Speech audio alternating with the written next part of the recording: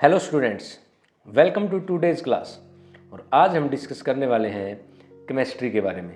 जो हमारा पीजीआईएमएस रोहतक का सीईटी एग्ज़ाम होने वाला है, उसमें केमिस्ट्री में अब आपको क्या करना चाहिए। ये बिल्कुल एग्ज़ाम हमारा नज़दीक आ गया है।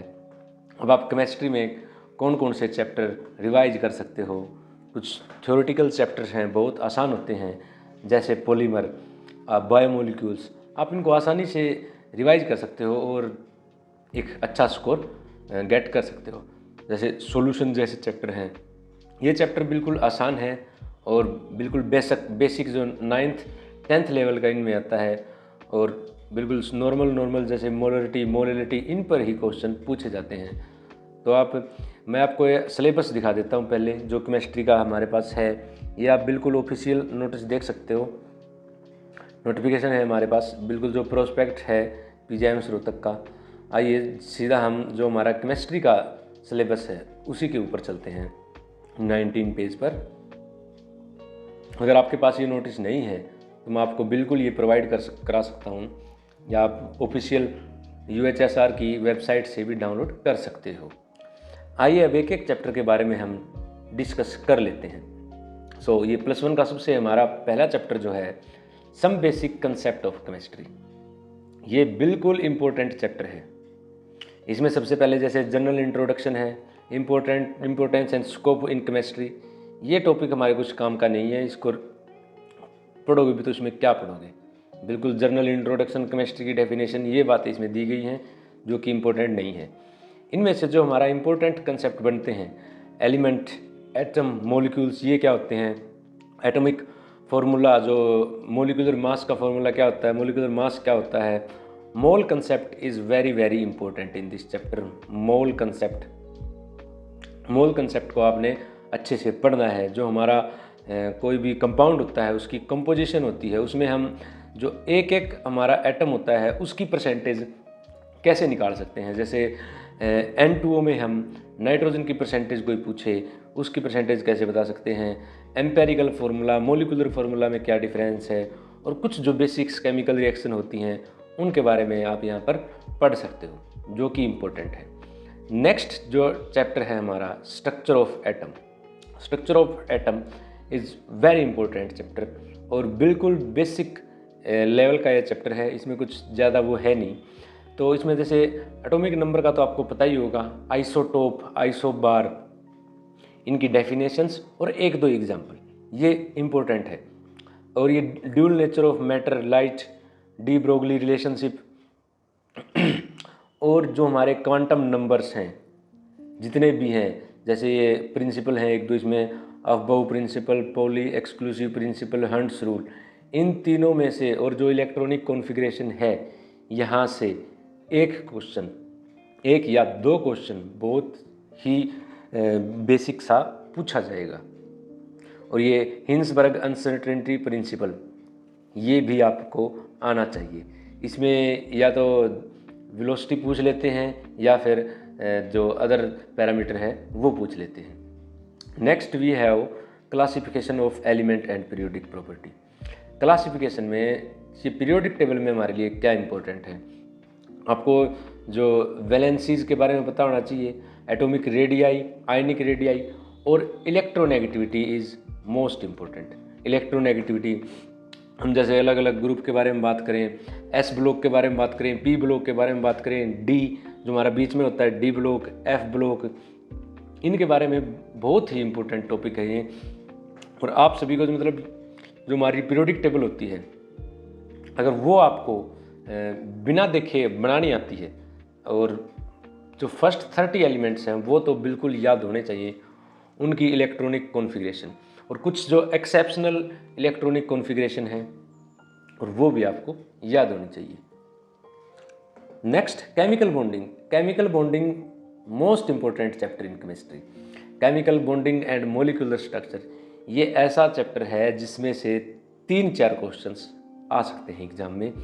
ये तो मैं कहूँगा आपको कि ये चैप्टर तो कर ही लेना है और बिल्कुल ही बेसिक है। इसमें जैसे वैलेंसीज, कोवेलेंट बॉन्ड, जो हमारे covalent bond, valence band theory, resonance, geometry जो मॉलिक्यूल्स की जियोमेट्री है वो तो बहुत ही ज़्यादा इम्पोर्टेंट है, उसमें से तो क्वेश्चन पूछा ही जाता है। मॉलिक्यूल का स्ट्रक्चर, ये विस्पर थ्योरी, और जो कंसेप्ट ऑफ हाइब्रिडाइजेशन भी इम्पोर्टेंट है, बहुत इम्पोर्टेंट है। Hybridization and molecular orbital theory, ये जितने भी इसमें टॉपिक दिए गए हैं, मैं ये कहूँगा आपको कि एक बार उनको रिवाइज कर लीजिए। और इसमें जो हाइब्रिडाइजेशंस के जितने भी एनसीईआरटी में या अपनी बुक में जितने एग्जाम्पल दिए गए हैं, जितने भी स्ट्रक्चर बना के दिखा रखे हैं, उनको याद करना है। और कई बार तो बिल्कुल बेसिक जो हमारी मीथेन का स्ट्रक्चर कैसा होता है, जो और मॉलिक्यूल हैं उनके बारे में पूछ लेते हैं, शेप, जियोमेट्री, ये बहुत इंपॉर्टेंट है। नेक्स्ट हमारे पास है state of matter, gases and liquid. इसमें से मेनली जो इनिशियली जो 3 लॉ आते हैं, जैसे बॉयल्स लॉ, चार्ल्स लॉ और गेल-लुकास लॉ, ये आपको पता होने चाहिए। और जो नॉर्मल जैसे लिक्विड स्टेट के बारे में दिया गया है, vapour pressure, viscosity, surface tension, इनके बारे में भी ये थ्योरेटिकल पार्ट थोड़ा बहुत पता होना चाहिए। Next we have thermodynamics. Thermodynamics में एंथैल्पीज़ वगैरह बहुत इंपॉर्टेंट है। स्पेसिफिक हीट क्या होती है, हिस लॉ क्या होता है, enthalpy, bond dissociation energy, combustion, formation and atomisation, sublimation phase, ये बहुत ही इंपॉर्टेंट चैप्टर है। ये Gibbs energy is most important and enthalpy, third law of dynamics also important. Next हमारे पास है इक्विलिब्रियम। इक्विलिब्रियम का कंसेप्ट भी बहुत इम्पोर्टेंट है। जैसे जो लिए शार्टली प्रिंसिपल है, ये एक principle very important for you.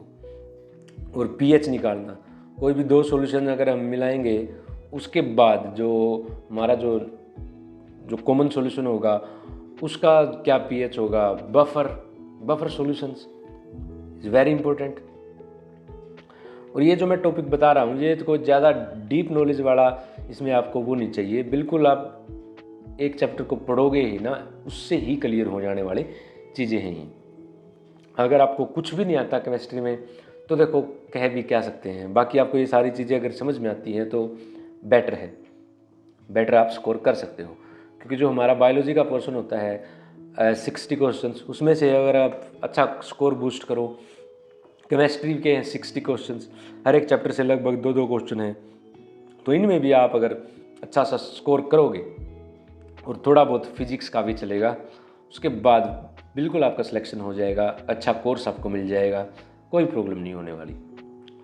जैसे रेडॉक्स रिएक्शन है, रेडॉक्स रिएक्शन में ऑक्सीडेशन स्टेट निकालना, ऑक्सीडेशन और रिडक्शन की जो डिफरेंट डेफिनेशंस हैं, इक्वेशन बैलेंस करना, ठीक है, ये सब आप कर सकते हो।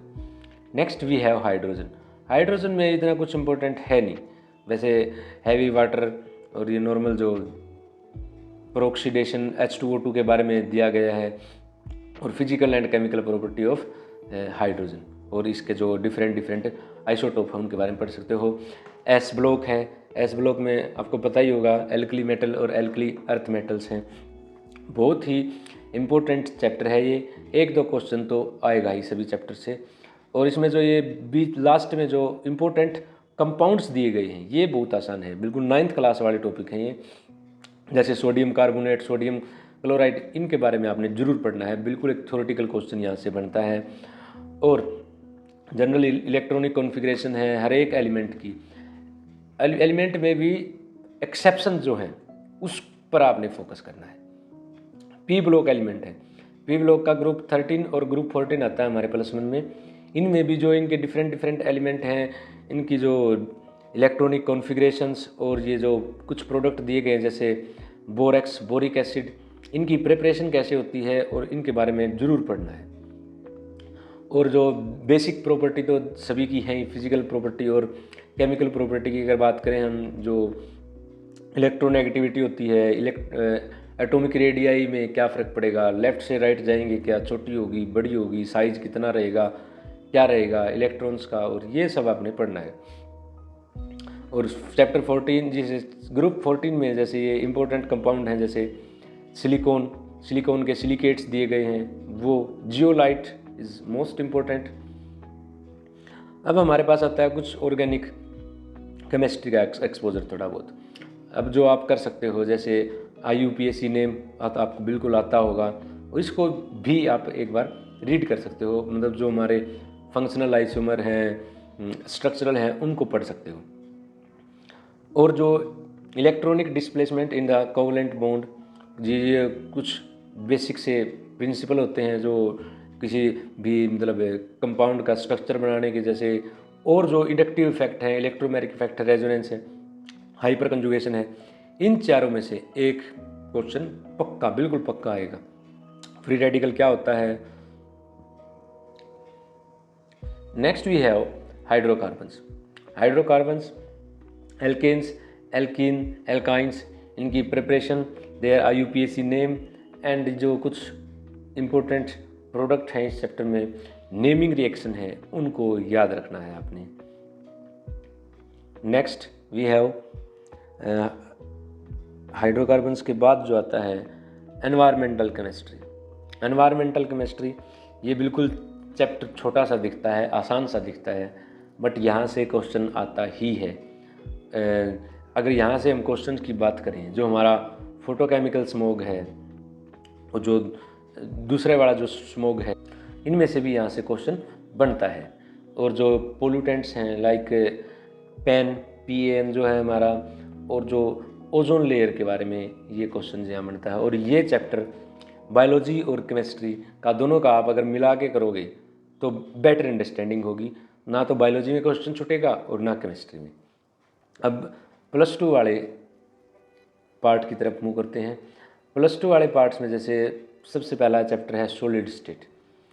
बहुत इंपॉर्टेंट चैप्टर है, इंडिपेंडेंट चैप्टर है, न तो ये किसी चैप्टर के ऊपर बेस्ड है कि आपको पहले वो पढ़ना पड़ेगा +1 का +2 का। इंडिपेंडेंट चैप्टर है और क्वेश्चन इसमें से आता है। क्वेश्चन इसमें से कहाँ से आता है? जो हमारे जो अमरफस और क्रिस्टलाइन सॉलिड हैं, इनकी डेफिनेशन से ये चैप्टर स्टार्ट होता है, और इनके स्ट्रक्चर, जो पैकिंग फ्रैक्शन होता है उसके बारे में, पैकिंग एफिशिएंसी, वॉइड के बारे में यहाँ से क्वेश्चन आता है। इस चैप्टर में आपकी जो 3D इमेजिनेशन है बहुत अच्छी होनी चाहिए, और इसमें आप सेमीकंडक्टर और ये जो बैंड थ्योरी के बारे में पढ़ सकते हो। Solution is also important chapter and is very जो बेसिक जो हमारा कंसेप्ट होता है वो हमारे सोल्यूशन में है। जैसे ये डिफरेंट टाइप के सोल्यूशन, जैसे solid in liquid, solid in gas, एक बार ये आपको देख लेना है। कोलिगेटिव प्रॉपर्टीज़ इज़ इम्पोर्टेंट, ज़्यादा डीप जाने की आपको ज़रूरत नहीं है। ऐसा ही क्वेश्चन पूछा जाएगा जैसे colligative properties are based on, बस बात खत्म। इसमें कुछ इंपॉर्टेंट टॉपिक्स हैं जैसे मोलरिटी, मोलरिटी और मोलरिटी में क्या डिफरेंस होता है, जो गैसेज होती है हमारी वो लिक्विड में कैसे डिजोल्व होती हैं, और जब डिजोलेशन पर जो हमारा हीट का, प्रेशर का क्या इसमें चेंज होता है। Next we have electrochemistry. Electrochemistry में molar conductivity, conductance, redox reaction तो आप पहले पढ़ ही चुके हो, और उसके बाद जो कंसंट्रेशन निकालना, इलेक्ट्रोलिसिस, EMF, गिब्स एनर्जी, ये एंथैल्पीज़ के बारे में और आप पढ़ सकते हो। Next we have chemical kinetics. Chemical kinetics में जो डिफरेंट फैक्टर होते हैं जो किसी भी रिएक्शंस को अफेक्ट करते हैं, उनके बारे में आपने पढ़ लेना है। एक्टिवेशन एनर्जी, और जो ये कोलिजन थ्योरी, हाफ लाइफ, इनमें से हाफ लाइफ का क्वेश्चन एक जरूर रहेगा कि जो फर्स्ट ऑर्डर की रिएक्शन होती हैं, ज़ीरो ऑर्डर की रिएक्शन होती हैं, उनमें क्या डिफरेंस होता है, ये सब टॉपिक आपने करने हैं। Next we have surface chemistry. Surface chemistry is also useful chapter.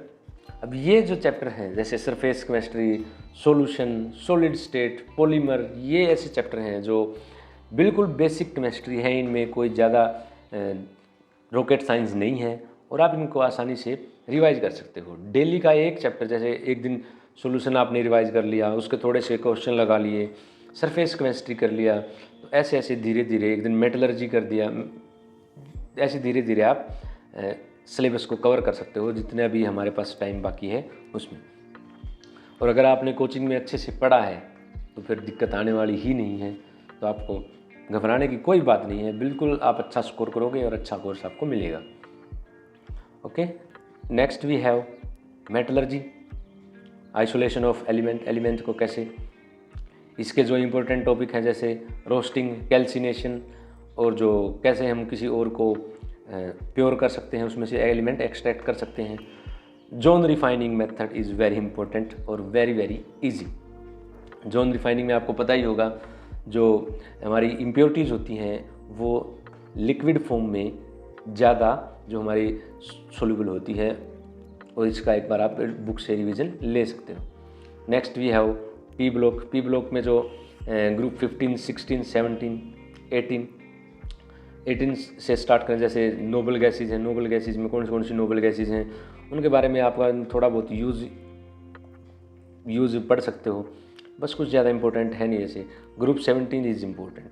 Group 17 में क्योंकि हमारे कुछ इंपॉर्टेंट जैसे हेलोजेंस होते हैं, फ्लोरीन, क्लोरीन, ब्रोमीन, इनके बारे में बहुत इंपॉर्टेंट है, ये पढ़ना है आपको। ग्रुप 15 में जैसे जो हमारे ऑक्सो एसिड हैं फॉस्फोरस के, ये भी बहुत इंपॉर्टेंट है। And group 16 also important.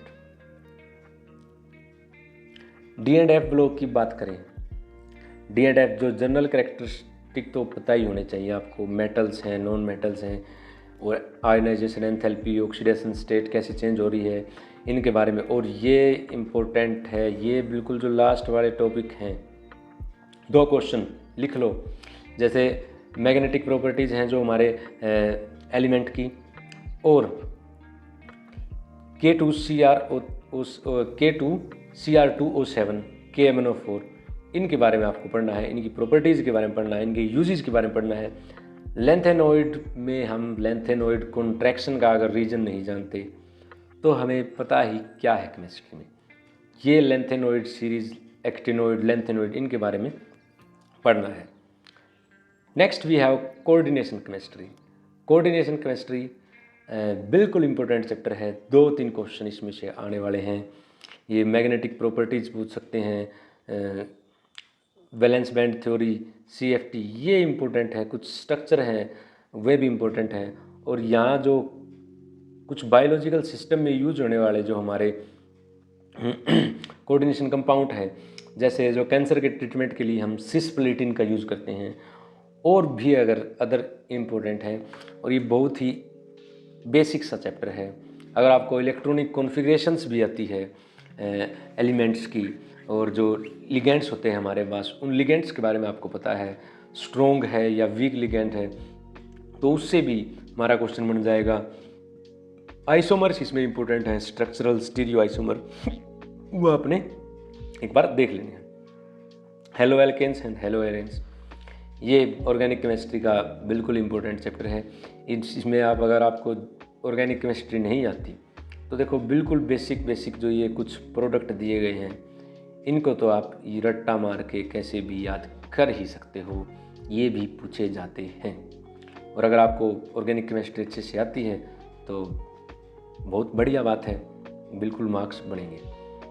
Alcohol, phenol and ether है, इनकी सिंथेसिस, अल्कोहल का, फिनोल का, ईथर का नोमेनक्लेचर आप एक बार सभी का मतलब नोमेनक्लेचर चैप्टर में पढ़ो अच्छे से। मतलब फिर ये है कि एक बार अच्छे से आपने कर लिया नोमेनक्लेचर तो हर चैप्टर में आपको नोमेनक्लेचर में प्रॉब्लम नहीं आएगी।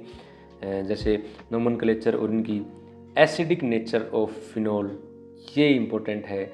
इलेक्ट्रोफाइल्स क्या होते हैं, न्यूक्लियोफाइल्स क्या होते हैं, कैसे अटैक करते हैं, उनसे जो हमारा जितने भी प्रोडक्ट बनते हैं, प्रोडक्ट की एसिडिटी क्या होती है, बेसिसिटी क्या होती है, बेसिसिटी का जो हमारा ऑर्डर क्या होता है, एसिडिटी का क्या ऑर्डर होता है।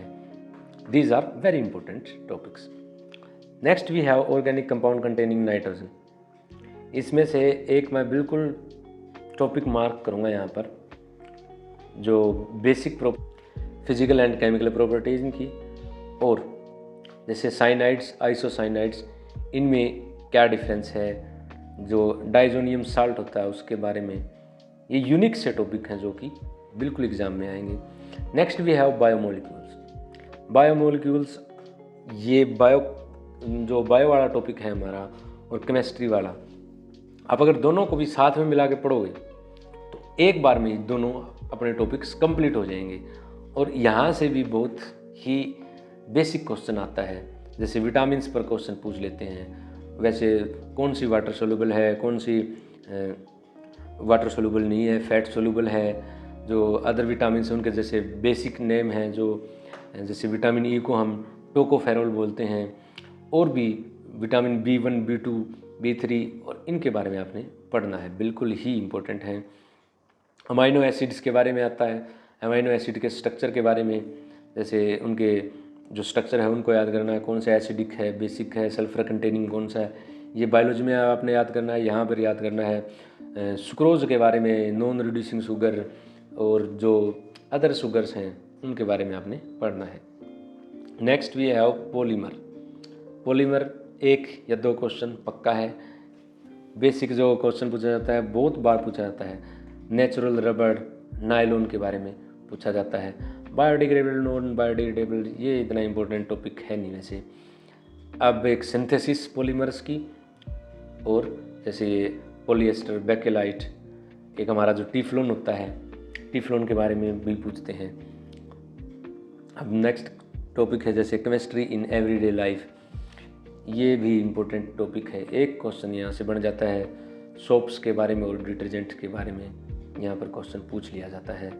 और ये जो ड्रग्स की हमारी टाइप्स होती हैं, जैसे एंटीबायोटिक्स होते हैं, एंटीहिस्टामिन होते हैं, एंटीसाइकिक जो ड्रग्स होती हैं उनके बारे में पूछते हैं। बिल्कुल डीप में आपने बिल्कुल नहीं जाना है। जो हमारा नीट का जो एग्ज़ाम होता है उससे बहुत ही लो लेवल का जो हमारा पेपर आता है, मैं इधर उधर से सुनता रहता हूँ कि जो बच्चों को मिसगाइड करते हैं कुछ लोग कि बायोलॉजी नीट से भी हार्ड आती है इस पेपर में, तभी बच्चे स्कोर नहीं कर पाते, ये आता है वो आता है। ऐसा कुछ नहीं है बच्चों, इसमें बिल्कुल जो आपको जनरली एनकाउंटर होते हैं क्वेश्चन, वही क्वेश्चन आपको देखने को रिपीट मिलेंगे, और इसमें कुछ नया नहीं आने वाला है। आपने बिल्कुल टेंशन फ्री, वरी फ्री रहना है, और अपनी तैयारी आराम से करनी है, और रिवाइज अपने सिलेबस को बार बार में करना है। जो थ्योरेटिकल पार्ट है हमारा केमिस्ट्री में, वो आपने उसका बिल्कुल ध्यान रखना है। बिल्कुल ये जो कि बोलते हैं कि न्यूमेरिकल आते हैं, न्यूमेरिकल जो पेपर में हार्डली 10 न्यूमेरिकल आपको देखने को मिलेंगे जो कि न्यूमेरिकल बेस पे हमारे सोल्व होंगे, नहीं तो ऐसे न्यूमेरिकल मिलेंगे जो थ्योरी के बेस पर ही सोल्व हो जाएंगे। और जो रट्टू पार्ट है जितना, जैसे 60 क्वेश्चंस की यहाँ केमिस्ट्री आती है, अब 60 क्वेश्चन में आप 30 लगा लो, 30 तो ऐसे बेसिक क्वेश्चन होंगे जैसे which of the following is non reducing sugar, as you know sucrose is non reducing sugar. Table sugar पूछ लेंगे, और पूछ लेंगे एनवायरनमेंट ये एनवायरनमेंट में पूछ लेंगे, जैसे ओजोन लेयर के बारे में पूछ लेंगे, ओजोन लेयर कहाँ होती है, क्या है ये, किस रेडिएशन को रोकती है, अल्ट्रा वायलेट रेडिएशन को रोकती है। और जो हमारा जैसे ऑर्गेनिक केमिस्ट्री की बात करें हम, जो कि मैंने आपको सभी चैप्टर्स के बारे में डिस्कस कर दिया है, तो आपने बिल्कुल ही जो बड़े बड़े न्यूमेरिकल्स होते हैं उनके पीछे नहीं घूमना है, वो एग्ज़ाम्स में नहीं आएंगे। अगर आ भी जाएँ तो अगर किसी क्वेश्चन को सोल्व करने में 5 मिनट लग रहे हैं तो आप उसको सोल्व भी कर दोगे तो कोई फ़ायदा नहीं है, क्योंकि उस टाइम में, उतने टाइम में आप 5 कोई और क्वेश्चन जो आपको सही आते थे वो सोल्व कर सकते हो, और 5 नंबर एक्स्ट्रा आपको वहाँ से मिल जाएंगे। न कि कोई एक बड़ा न्यूमेरिकल आ गया, पूरे पेपर में वो एक ही बड़ा न्यूमेरिकल था और उसी में जाके आप अटक गए, आपने 10 मिनट ख़राब कर दी। सोल्व कर लिया आपने, समझ गया मैं सोल्व कर लिया, आपने बहुत अच्छे से सोल्व कर दिया, ठीक भी हो गया, बट हमारे जो पेपर में टाइम होता है वो बहुत ही लिमिटेड होता है, बहुत ही कम टाइम हमारे पास होता है। तो उस टाइम में आप और क्वेश्चंस को खो दोगे, जो और क्वेश्चंस आप जो ठीक करने वाले थे वो आपके मार्क्स लॉस्ट हो जाएंगे। और पेपर में कोई नेगेटिव मार्किंग नहीं है, सभी क्वेश्चंस को आपने अटैम्प्ट करना है, और तुक्के ऐसे आंख बंद करके तुक्के नहीं लगाने हैं। तुक्का भी जो लगाना है वो एक बार क्वेश्चंस को अच्छे से रीड करके जो आपको समझ में आए वो को तुक्का आपने लगाना है। Thank you. आज की हम क्लास यहीं पर और करते हैं, और नेक्स्ट टॉपिक में, नेक्स्ट क्लासेस में आप अगर बोलोगे कि फिज़िक्स का एक बार बता दो, बायोलॉजी का एक बार बता दो, तो बिल्कुल आपके साथ डिस्कस किया जाएगा, क्योंकि मैं खुद 2-3 बार पेपर दिया है मैंने, और अच्छा स्कोर भी किया उसमें, तभी आपको गाइड कर सकता हूँ कि किस तरह के क्वेश्चन आते हैं, कैसा पेपर हमारा आता है, बिल्कुल जो हार्ड पेपर हमारा नहीं आता है, जैसे मैंने आपको बता दिया। Thank you and please do like this video and subscribe my channel. और जो आपके फ्रेंड्स सर्कल है उसको बिल्कुल आपने इस वीडियो को शेयर करना है, ताकि उनको भी पता लग जाए कि कैसे कैसे क्वेश्चन आते हैं, कैसा प्रिपरेशन करनी है और कैसे आप एक अच्छा स्कोर इसमें एग्ज़ाम्स में कर सकते हो। Thank you.